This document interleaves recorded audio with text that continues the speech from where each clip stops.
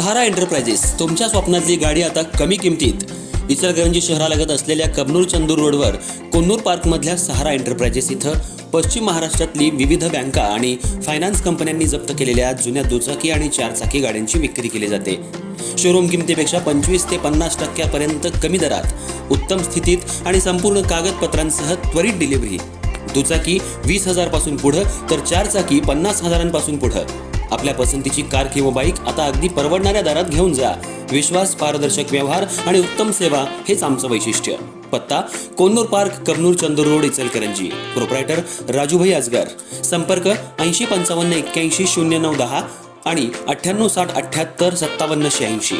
सहारा enterprises, दर्जा, विश्वास आणि बचत यांचं परिपूर्ण ठिकाण.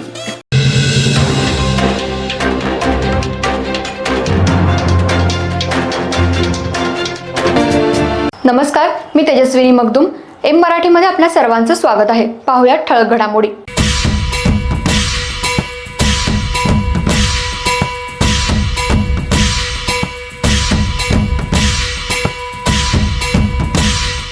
हातकणंगले जिल्हा परिषद आणि पंचायत समिती निवडणुकीसाठी उमेदवारी अर्ज दाखल करण्याच्या शेवटच्या दिवशी हातकणंगले तहसील कार्यालय परिसरात प्रचंड गर्दी झाली होती. सकाळपासूनच विविध पक्षांचे उमेदवार, त्यांचे समर्थक आणि कार्यकर्ते मोठ्या संख्येनं तहसील कार्यालयात दाखल झाले होते. त्यामुळे संपूर्ण परिसरात एकच गोंधळ आणि तणावपूर्ण वातावरण निर्माण झालं होतं.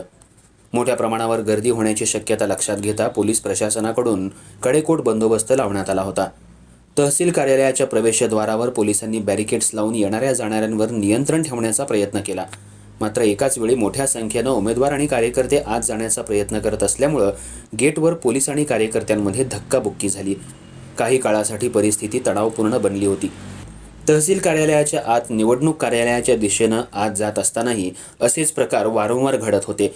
पोलिसांकडून प्रवेशावर अडथळे घालण्यात येत असल्यानं उमेदवार आणि कार्यकर्त्यांमधून नाराजी व्यक्त करण्यात येत होती.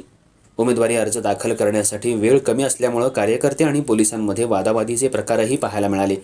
या गोंधळात काही काळ अर्ज दाखल करण्याचं काम मंदावलं होतं. मात्र वरिष्ठ अधिकाऱ्यांच्या हस्तक्षेपानंतर परिस्थिती नियंत्रणात आणण्याचा प्रयत्न करण्यात आला. पोलिसांनी गर्दी नियंत्रणात ठेवत टप्प्याटप्प्यानं उमेदवार आणि अधिकृत प्रतिनिधींनाच आत प्रवेश द्यायला सुरुवात केली. शेवटच्या दिवशी उमेदवारी अर्ज दाखल करण्यासाठी उमेदवारांची संख्या मोठी असल्यामुळं अशा प्रकारची गर्दी आणि गोंधळ निर्माण झाल्याचं चित्र दिसून आलं. सुदैवानं कोणतीही गंभीर अनुचित घटना घडली नाही.